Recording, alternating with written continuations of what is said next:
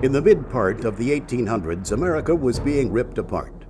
Political, cultural, economic, moral differences were forcing apart the North and the South.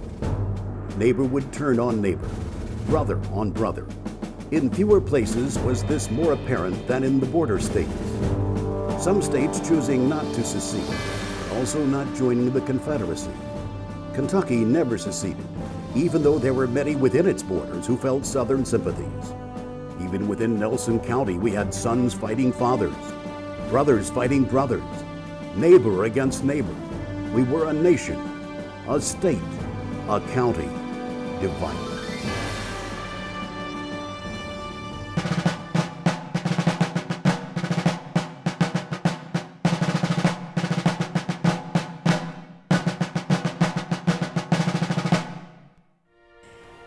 During the Civil War, there were many reasons to decide to go north or south.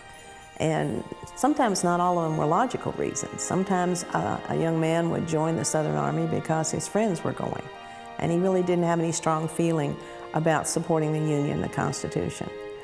Other times, you decided to maybe take a neutral stance, but again, your community or the support around you all wanted to stand up and fight for either the American flag or that Southern flag with the stars and bars. In this household, Charles Anderson Wickliffe was a very strong Unionist. He had spoken out for the Union. He had served in Frankfort in the legislature, but he also was in Congress and in the Peace Commission in January of 1861. His youngest son, John Crepes Wickliffe, with the encouragement of his wife's brother, he decided to join the Southern Army. And in doing so, he, being captain of the Nelson Grays, he took quite a few of the Nelson Grays with him. Now, I'm sure they wanted to go, or they wouldn't have, but the reality was the Nelson Grays, the local military unit, was split. Several of the soldiers believed in the Constitution and supporting the Union, and they would join and fight for the North. Charles Anderson Wickliffe, he worked very hard to preserve the Union, and his son, John Crepes, was basically cut off from the family with the idea that if he's chosen this route or chosen this role, then he will have to walk it alone. Crepes Wickliffe's wife and family moved to Lexington to be with her family, and the communication between Crepes Wickliffe and his family at Wickliffe consisted of letters sent to his sister Julia. Julia would receive the letter, and then she would share the contents with her mother, probably in secret, and maybe others in the family.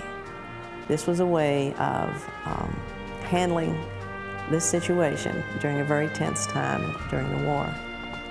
In the family, having a son who was going directly away from your beliefs is kind of an embarrassment. He's not the only family in this town that did that, but he was typical of what was going on in Kentucky at the time. Dr. Alfred Hines lived on the Court Square in Bardstown in a house that many doctors had occupied over the years and would continue to occupy up until the 20th century. He was a strong Unionist. He had very strong views about supporting the Constitution and all. He had two sons, one of which would join the Union Army, maybe at his very front room, because he would support a Union registry there at his house, place to go and sign up to be a soldier. But the other son went south. Whether he went south with the Nelson Grays, I'm not sure, but I know that he joined the Southern Army. Another local family which was impacted by the split in beliefs in government was the Rowan family.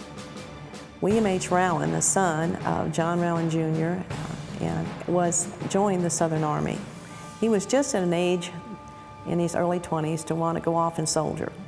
And his mother basically kissed him goodbye and said, take care of yourself, and later would get letters from him from the prison he was in back east. The same family, his mother was the first cousin of William Haynes Lytle of Ohio.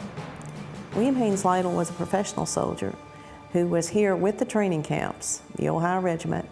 He was in charge of the training camp, and actually the camp was called Camp Lytle for several weeks when he was here. I'm sure when he was here in Bardstown, he went and visited his cousin at what we now call my old Kentucky home, but at that time they called Federal Hill. Families were divided. They were united in love, but divided by politics.